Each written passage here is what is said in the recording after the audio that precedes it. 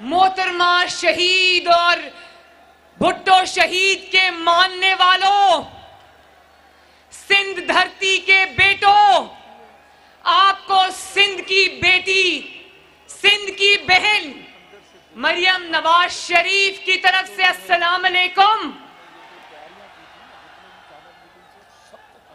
अजमा सिंध जे अमन जे सरजमीन ते आई आया।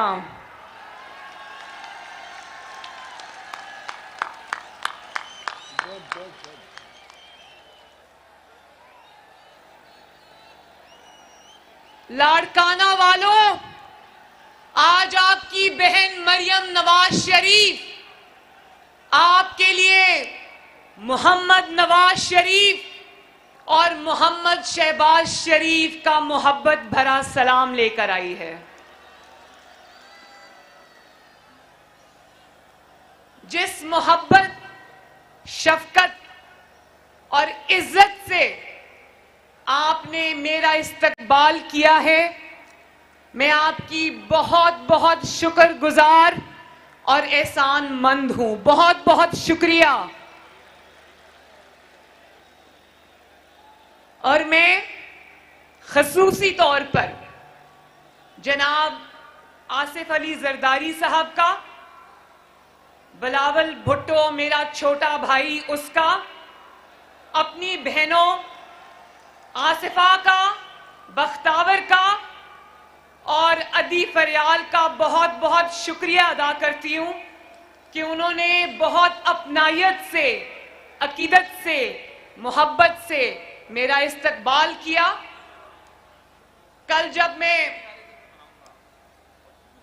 बहुत लंबा सफर था लाहौर से, उसके बाद यहां सखर में मुस्लिम लीग नून का वर्कर्स कन्वेंशन था, तो मैं बहुत लेट पहुंची।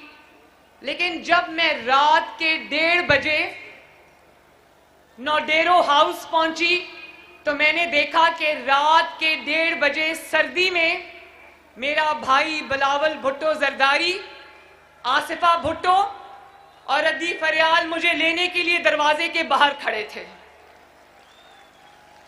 बिलावल, आपका बहुत बहुत शुक्रिया। और अगर जरदारी साहब मुझे सुन रहे हैं तो जरदारी साहब का भी बहुत बहुत शुक्रिया।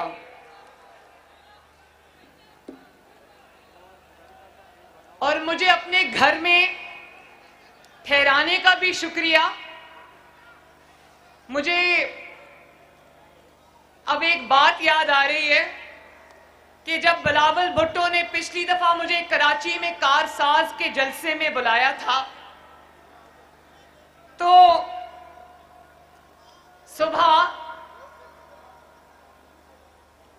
सुबह मेरा दरवाजा तोड़कर मेरे कमरे पर हमला कर बिलावल भुट्टो जरदारी के मेहमानों को उठाकर ले गए। तो मेरा ख्याल है इस दफा बिलावल भुट्टो जरदारी साहब ने ये सोचा होगा कि मैं मरियम को अपने घर पे रखता हूं ताकि मैं आज मरियम के दरवाजे पे कोई हमला ना कर सके।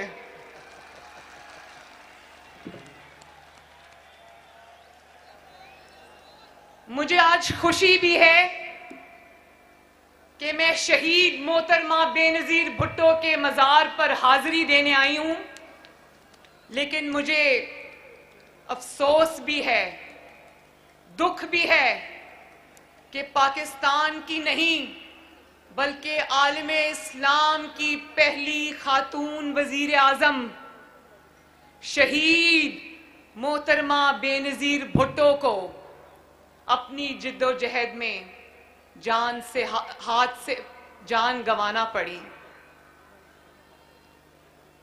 मैं दुआ करती हूं अल्लाह ताला से कि अल्लाह ताला भुट्टो साहब के, बेनजीर भुट्टो के दरजात को बुलंद करे और अल्लाह ताला जन्नतुल फिरदौस में उनको आला मकाम अता फरमाए। बोलो आमीन।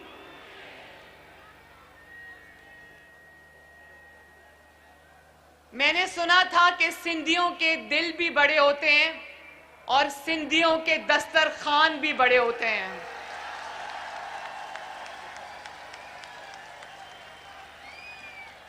और आज आज आपने ये बात साबित की कि हाँ, सिंध के दिल भी बड़ा है और सिंधियों के दस्तरखान भी बड़े हैं। शाबाश।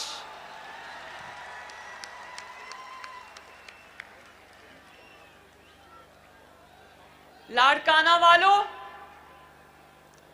बीबी शहीद की मौत का जख्म सिर्फ आपके दिलों पर नहीं लगा। बीबी शहीद की मौत का दुख सिर्फ पीपल्स पार्टी को नहीं है, शहीद बीबी की मौत का जख्म हमारे दिल पर भी लगा है। आज 13 साल बाद भी न सिर्फ ये कि हम आपके दुख में शरीक हैं, बिलावल भुट्टो के दुख में शरीक हैं, बल्कि बेनजीर की मौत जो है वो पाकिस्तान का कौमी सान्हा है, जिसका दुख आज भी हमारे दिलों में ताजा है। और मैं भुट्टो शहीद और बेनजीर भुट्टो शहीद को खराजे तहसीन पेश करना चाहती हूं एक शेर के जरिए। और वो शेर है जो मुझे कभी अड्याला जेल में जब फेंका तो मुझे वो शेर याद आता था। जिस धड़ से कोई मक्तल में गया वो शान सलामत रहती है, जिस धड़ से जो मक्तल में गया वो शान सलामत रहती है। ये जान तो आनी जानी है, इस जान की कोई बात नहीं।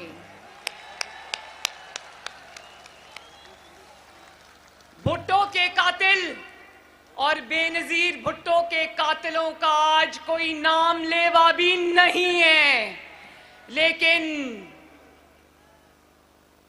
उनको चाहने वाले यहां हजारों लाखों की तादाद में आज भी मौजूद हैं और मौजूद रहेंगे इंशाअल्लाह। मुझे आज वो दिन याद आ रहा है जब टीवी पर ये खबर आई, दिल दहला देने वाली खबर आई कि मोहतरमा पर जानलेवा हमला किया गया है। तो मेरे वालिद नवाज शरीफ क्योंकि उस वक्त पिंडी में मौजूद थे, तो वो सीधा सबसे पहले अस्पताल पहुंचे और वो शायद उन चंद पहले लोगों में से थे जिनको डॉक्टर्स ने मोहतरमा के शहीद हो जाने की खबर दी। तो ये खबर सुनकर न सिर्फ उनकी आंखों से आंसू जारी हो गए, जिसको कैमरा ने हमेशा के लिए अपने अंदर कैद कर लिया, बल्कि वो बाहर आए और पीपल्स पार्टी के जियालों को उन्होंने सीने से लगाया और उनके दुख को उनके साथ उसी वक्त बांटा।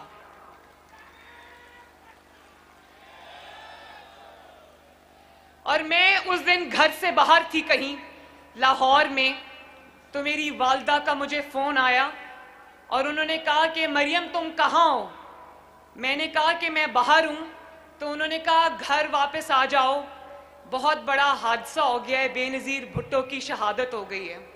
तो मैं जब अपने घर वापस पहुंची तो मेरे दादी के कमरे में मेरी पूरी फैमिली जमा थी और हमारे घर में सोग का सामान था, सोग का समा था और सब इस तरह वहां पर रो रहे थे, मेरी वालदा समेत, कि जैसे हमारे खानदान का कोई फर्द दुनिया से रुखसत हो गया हो। आज भी 13 साल हो गए। मैं जानती हूं मेरे पीपल्स पार्टी के भाइयों बहनों, मैं जानती हूं कि मां को खो देने का दुख क्या होता है। मैंने भी अपनी मां खोई है। मेरी मां भी उस वक्त अल्लाह ताला को प्यारी हो गई जब मैं जेल की काल कोठरी में थी। लेकिन और मां का दुख, यकीन जानो, मां का दुख आज भी मेरे दिल में उसी तरह ताजा है जिस तरह 2.5 साल पहले था। लेकिन जब मैं बिलावल भुट्टो को देखती हूं तो मुझे और भी ज्यादा तकलीफ होती है, क्योंकि मैंने तो फिर अपनी जिंदगी के कुछ साल अपनी वालदा के साथ बिता लिए थे, इसने तो बहुत बचपन में अपनी वालदा को खो दिया।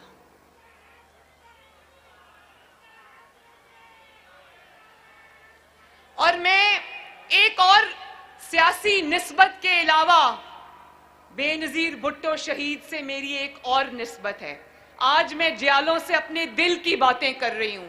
ये बातें मैंने कभी किसी से नहीं की, लेकिन मैं पीपल्स पार्टी के जियालों से आज ये बातें करूंगी इंशाल्लाह। और वो ये है कि बेनजीर भुट्टो से मेरी सियासी निस्बत तो है, वो पाकिस्तान की पहली खातून वजीर आजम थी, हर खातून का, हर औरत का, हर बेटी का फख्र थी। लेकिन मेरी उनसे निस्बत बाप बेटी की लाजवाल मोहब्बत की भी है। वो बेटी बेनजीर भुट्टो शहीद अपने बाप का मुकदमा लड़ते लड़ते उसके कदमों में जाकर सो गई।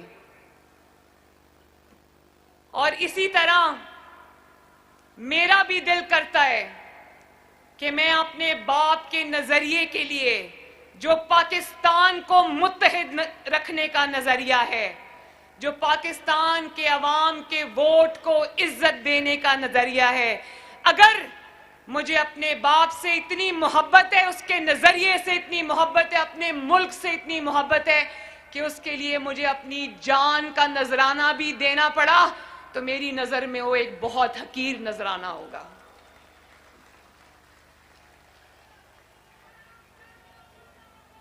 और जिन दिनों मीसाके जमहूरियत बन रहा था, तो बेनजीर भुट्टो साहिबा और आसिफ अली जरदारी साहब, उन दिनों हम जद्दा में जिला वतन थे।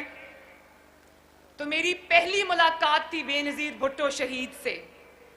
जियालो उस दिन 3 घंटे मोहतरमा मेरे साथ बैठी रही। हमने खाना भी इकट्ठे खाया, चाय भी इकट्ठे पी और बहुत सारी बातें हमने इकट्ठे की। उन्होंने भी मुझसे दिल की बातें की, मैंने भी उनसे दिल की बातें की। और फिर मीसाके जमहूरियत, जिसको अंग्रेजी में चार्टर ऑफ डेमोक्रेसी कहते हैं, वो वजूद में आया। यही थी वो सियासी इक़दार कि आज सियासी हरीफ होने के बावजूद, सियासी और इंतखाबी मैदान में एक दूसरे के मुखालिफ होने के बावजूद, आज पीडीएम की क़यादत एक स्टेज पर एक फैमिली के अरकान की तरह इकट्ठी है। ये है वो सियासी इक़दार जिनकी शुरुआत मोहम्मद नवाज शरीफ और मोहतरमा बेनजीर भुट्टो ने की थी। ये सिर्फ एक मिसाक नहीं था, ये सिर्फ कागज के चंद टुकड़े नहीं थे जियालो, ये पाकिस्तान की सियासी तारीख और पाकिस्तान की सियासी रास्ते का रुख मोड़ने वाला फैसला था, जिसको इंशाअल्लाह ताला मैं, बिलावल और पाकिस्तान की तमाम सियासी क़यादत इंशाअल्लाह ताला ना सिर्फ लेकर चलेंगे बल्कि आगे भी बढ़ाएंगे। सियासतदानों से, सियासी जमातों से माजी में जो गलतियां हुई और उन गलतियों का फायदा जमहूरियत शिकन कुव्वतों ने उठाया, तो उनका अजाला भी फिर वो सियासतदान सब सर जोड़कर बैठे और उन्होंने सोचा कि ये साजिशें अब नहीं चलेंगी। उन्होंने उन्हीं गलतियों का जो हमसे हुई थी, सियासतदानों से हुई थी, सियासतदानों ने खुद उन गलतियों का अजाला भी किया और जो एक दूसरे के खिलाफ साजिशें की जाती रही थी, उसको उन्होंने कहा कि अब ये हम नहीं करेंगे। और उसी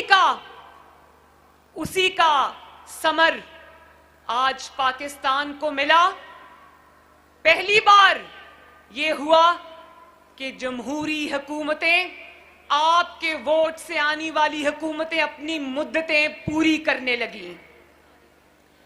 मुझे अच्छी तरह याद है कि जब 2008 में पीपल्स पार्टी की हुकूमत बनी तो बहुत सारे लोगों को ये था कि वो हुकूमत गिराई जाए, तो मोहम्मद नवाज शरीफ ने कहा नहीं, अपनी पार्टी में भी उस राय को कुचला और कहा कि नहीं, ये हुकूमत अपने 5 साल पूरे करेगी और अवाम और हुकूमतों में लाना और ले जाना सियासी जमातों का नहीं, अवाम का काम है।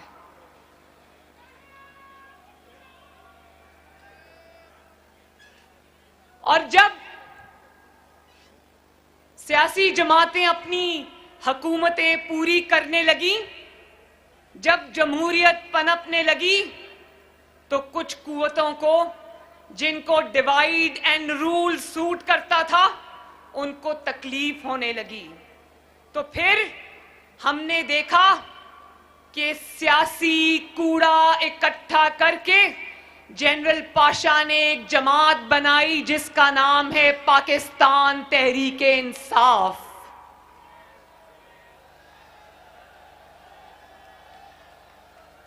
और फिर उस जमात को आपकी मुंतखब हुकूमत के खिलाफ धरनों और साजिशों में इस्तेमाल किया गया। और फिर उसके बाद उसी सियासी जमात में से एक इंसान जो 22 साल दर बदर की ठोकरें खाता रहा, लेकिन अवाम ने उसको घास नहीं डाली, फिर उसी को उठाकर, उस नालायक और उस नाअहल को उठाकर वोट चोरी करके हमारे 22 करोड़ अवाम के सरों पे मुसल्लत कर दिया गया। आज पीडीएम ने क्या कहना है इमरान खान को? वो इमरान खान आज खुद चीख चीख कर कह रहा है कि मुझे कुछ भी नहीं आता। वो खुद 2.5 साल के बाद, जबकि वो 3 साल पूरे करने जा रहा है, आज वो बड़ी डिटाई से टीवी पर आकर कहता है कि मुझे काम करना नहीं आता। वो खुद अपने मुंह से ये एतराफ कर रहा है कि मैं नाअहल भी हूं और नालायक भी हूं, और ये भी कह रहा है कि तैयारी के बगैर हुकूमतों में नहीं आना चाहिए। भाई, तुम्हें ये कहना चाहिए कि तैयारी के बगैर हुकूमतों में नहीं लाया जाना चाहिए। और जब उसकी नालायकी और नाअहली की वजह से जो महंगाई हो रही है और उस महंगाई की वजह से लोग खुदकुशियां कर रहे हैं, तो वो कमाल डिटाई से खड़ा होके कहता है खुदकुशियां हो रही हैं तो मैं क्या कर सकता हूं, मेरे पास कोई जादू का बटन नहीं है। लाड़काना वालों, नौडेरों वालों, ये मुल्क का बिस्तरा नहीं चलेगा। बोलो चलेगा? ये मुल्क का बिस्तरा नहीं चलेगा।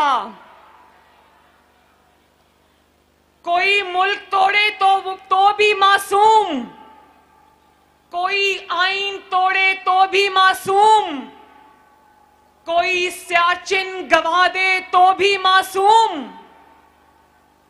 कोई कश्मीर का मुकदमा हार बैठे तो भी मासूम,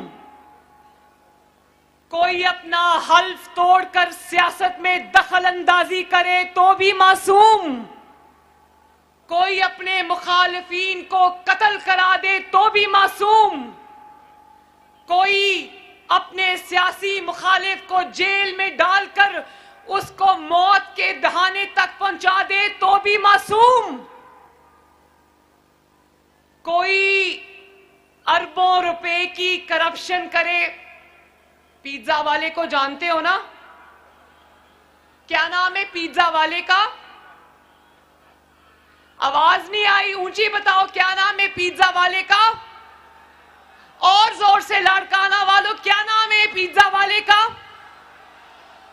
कोई सरकारी मुलाजिम होकर भी अरबों और खरबों रुपए के असासे बना ले तो भी मासूम, लेकिन फांसियां हो तो सियासतदानों को हो, गोलियां उतरे तो सियासतदानों के सीनों और सरों पर उतरे, 100-100, 200-200 पेशियां भुगतें तो सियासतदान भुगतें, जेल की काल कोठरियों में मौत के दहाने तक पहुंचा दिए जाएं तो सियासतदान पहुंचा दिए जाएं, बहू बेटियों को घसीटा जाए अदालतों में, जेलों में, तो सियासतदानों की बहू और बेटियों को घसीटा जाए, मीडिया पर सर्कस लगे तो सियासतदानों के खिलाफ लगे,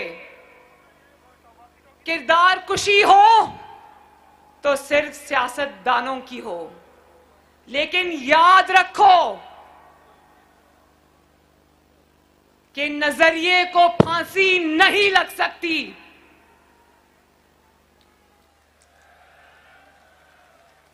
नजरिए को जलावतनी नहीं हो सकती। और ये इन्हीं नजरियात का फैज है कि आज तुम्हारा नाम लेवा भी कोई नहीं है, लेकिन पाकिस्तान के कोने कोने में नवाज शरीफ और बेनजीर भुट्टो के नाम लेवा हैं।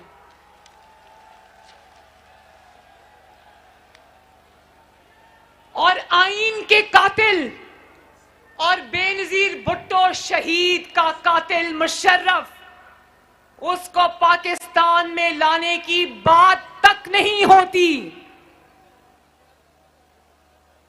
नवाज शरीफ को तो तुमने इश्तिहारी करार दे दिया, लेकिन तुम्हारी ना इतनी जुर्रत है, ना तुम में इतनी गैरत है कि तुम बेनजीर भुट्टो के कातिल मुशर्रफ को पाकिस्तान लाना तो दूर की बात है, तुम तो वो बात भी नहीं कर सकते, इतने डरपोक आदमी हो।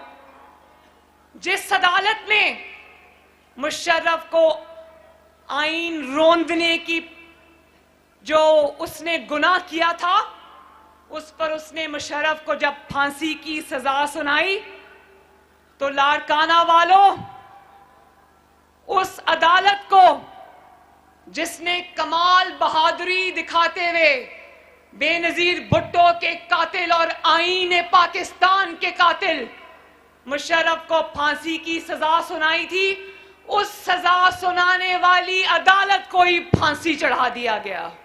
बोलो, मानते हो इस नाइंसाफी को? मगर याद रखो कि मुशर्रफ आज मुल्क में वापस नहीं आ सकता। मुशर्रफ के लिए पाकिस्तान की सरजमीन के दरवाजे बंद हैं और बंद रहेंगे इंशाअल्लाह ताला, लेकिन आईन रोंदने के जुर्म में मुशर्रफ को फांसी देने वाला वो बहादुर जज जस्टिस वकार सेठ, जो अब अल्लाह ताला के पास जा चुके हैं, उसके आईन को सरबुलंद रखने के जुर्रतमंदाना फैसले को पाकिस्तान की अवाम न सिर्फ याद रखेगी बल्कि जिंदा रखेगी इंशाअल्लाह। पीडीएम की क़यादत यहां पर मौजूद है, सब बड़े बड़े लीडरान यहां पर मौजूद हैं। पीडीएम वो तहरीक है जिसने तमाम सूबों को आईन के साए के नीचे जमा किया है। सब, चाहे वो बलोचिस्तान है या वो सिंध है या वो पंजाब है या वो खैबर पख्तूनख्वा है, सब माशाअल्लाह आईन के झंडे के नीचे जमा हैं।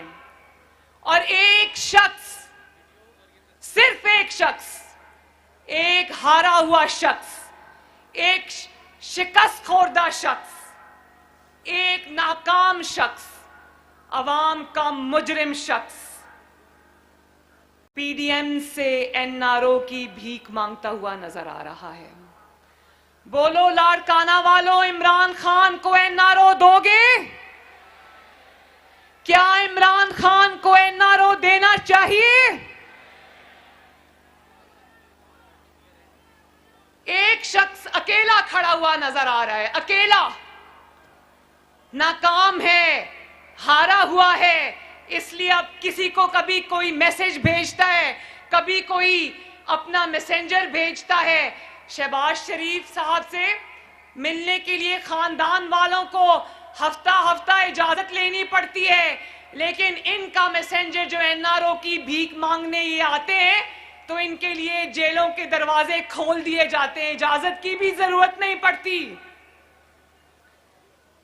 पहले कहता था एनआरओ नहीं दूंगा, उससे कोई भी बात करो तो कहता था एनआरओ नहीं दूंगा, और अब कहता है कि अगर किसी ने एनआरओ दिया तो मुल्क से गद्दारी करेगा। मैं ये कहना चाहती हूं कि तुम्हें अपनी औकात समझ आ गई है। तुम जानते हो कि तुम्हारी औकात और हैसियत अब एक एनआरओ देने वाले की भी नहीं रही। तुम जानते हो कि किसको कहना है कि एनआरओ नहीं देना। सुनाता कहता वो आवाम को है, सुनाता किसी और को है, जानते हो ना।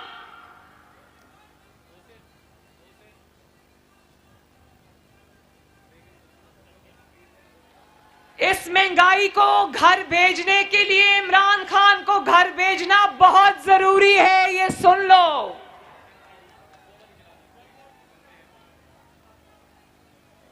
जब तक ये नालायक हुकूमत घर नहीं जाएगी, यकीन मानो लाड़काना वालों, आपके घरों के चूल्हे नहीं जल सकते।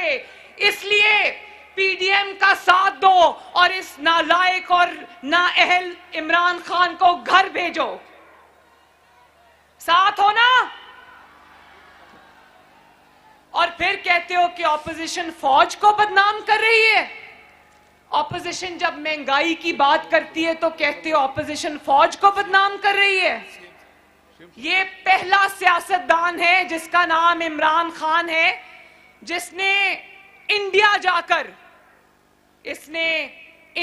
जाकर वो सारी वीडियोस मौजूद हैं, इसने इंडिया जाकर पाकिस्तान की फौज और आईएसआई के खिलाफ बात की थी। ये वो पहला सियासतदान है और पहला जाली वजीर आजम है जिसने वजीर आजम बनकर जब ये अमेरिका गया तो अपनी फौज और आईएसआई पर हमले किए। पाकिस्तान की याददाश्त कमजोर नहीं है। आज तुम ऑपोजिशन को ये मत कहो कि ऑपोजिशन फौज के खिलाफ बात करती है।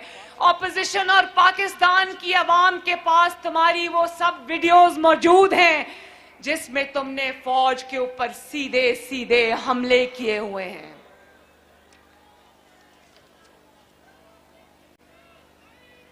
और एक पेज की रट लगाकर जितना तुमने फौज को बदनाम किया, शायद ही पाकिस्तान की तारीख में किसी ने किया हो।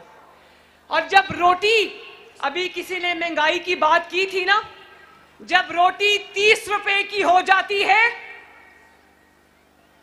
तो ये अपनी नालायकी छुपाने के लिए कहता है फौज मेरे पीछे खड़ी है। जब आटा 90 रुपए किलो हो जाता है तो ये अपनी नालायकी छुपाने के लिए कहता है फौज मेरे पीछे खड़ी है। जब चीनी 120 रुपए किलो हो जाती है तो ये अपनी करप्शन छुपाने के लिए कहता है फौज मेरे पीछे खड़ी है।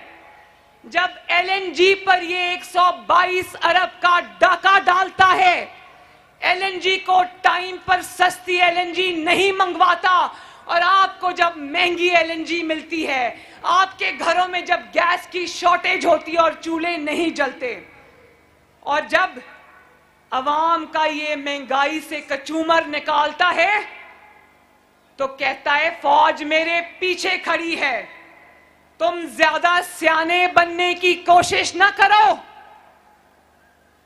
फौज की पर तनकीद तब होती है जब तुम्हारी नालायकी का बोझ फौज को उठाना पड़ता है। फौज पर तनकीद तब होती है जब तुम अपने सियासी मुखालिफिन को जेल में बंद कराने और उनसे सियासी इंतकाम लेने के लिए, सियासी इंतकाम लेने के लिए तुम फौज को सियासत में घसीटते हो। फौज पर तनकीद तब होती है जब तुम्हारी नाअहली की वजह से कश्मीर मोदी की झोली में जा गिरता है। फौज पर तनकीद तब होती है जब तुम्हारी नालायकी और नाअहली और नाअहल और नालायक हुकूमत की वजह से सियाचिन पे खड़ा फौजी ये सोचता है कि मैं दिन रात इधर अपने वतन अजीज की खातिर खड़ा हूं, लेकिन इस साल मेरी तनख्वाहें नहीं बढ़ी और मेरे घर में चूल्हे की आग ठंडी हो रही है। और फिर कहते हो कि तैयारी के बगैर हुकूमत में नहीं आना चाहिए। किसको सुना रहे हो ये? क्योंकि अवाम तो तुम्हें लेकर नहीं आई, तुम्हें जो लाए हैं उनको पीछे हटना पड़ेगा इंशाअल्लाह।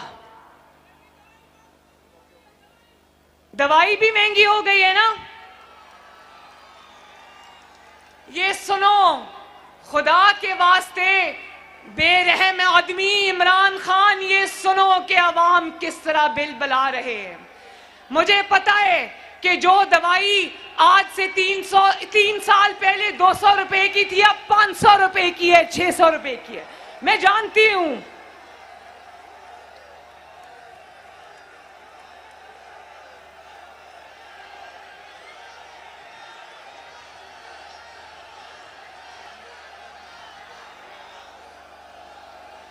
मैं जानती हूं लाड़काना वालों, मैं जानती हूं कि गरीब के लिए अब दवाई खरीदना भी मुश्किल है। मैं जानती हूं, मेरा दिल आपके साथ धड़कता है और यकीन जानो कि इंशाअल्लाह ताला ये जब अवाम इसको घर भेजेगी और आपकी मुंतखब हुकूमत आएगी तो इंशाअल्लाह आपकी खिदमत के लिए दिन रात हम सब मिलके आपकी खिदमत के लिए दिन रात एक करेंगे इंशाअल्लाह ताला।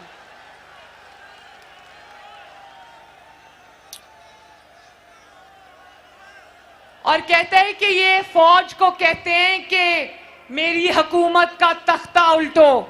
नहीं, हम फौज को नहीं कहते कि इसकी हुकूमत का तख्ता उल्टो। हम सिर्फ सिलेक्टर्स को कहते हैं कि इससे पीछे हट जाओ, और जब तुम इससे पीछे हट जाओगे तो फिर पाकिस्तान की अवाम जाने, हम जाने और इमरान खान जाने। क्या अवाम का रोजगार छिनता रहे इसलिए कि तुम्हारी ताबेदारी चलती रहे? बोलो मंजूर है? क्या तरक्की रुकी रहे इसलिए कि तुम्हारी ताबेदारी चलती रहे? बोलो मंजूर है? क्या दवाइयां महंगी होती रहे इसलिए कि तुम्हारी ताबेदारी चलती रहे? बोलो लाड़काना वालों, मंजूर है? क्या गरीब का चूल्हा बंद रहे इसलिए कि तुम्हारी ताबेदारी चलती रहे? बोलो लाड़काना वालों, नहीं नहीं नहीं।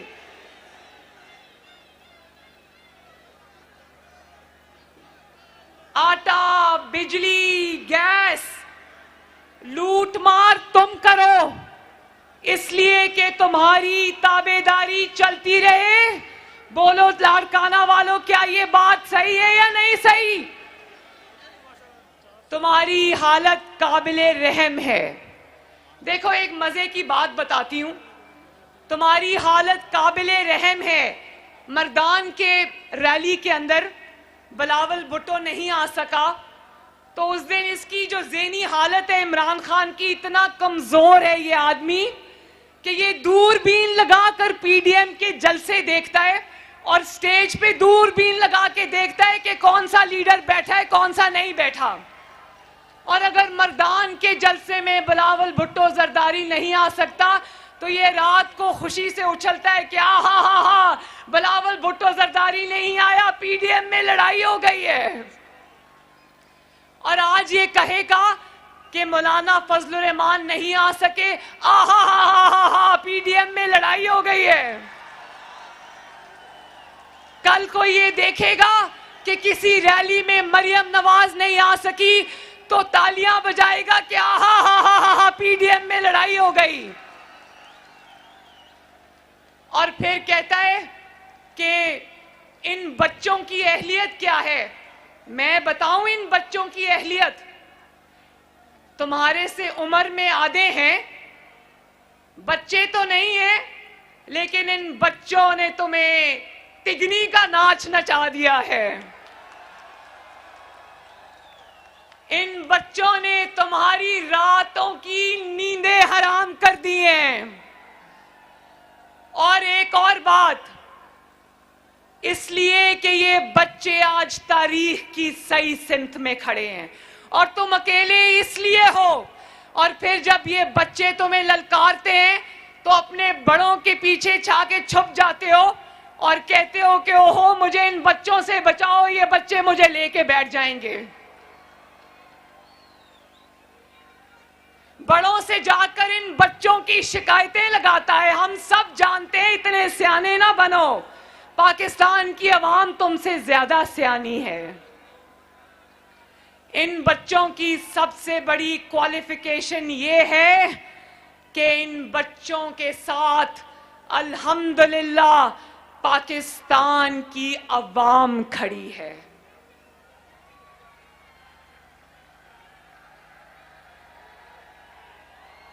तो आखिर में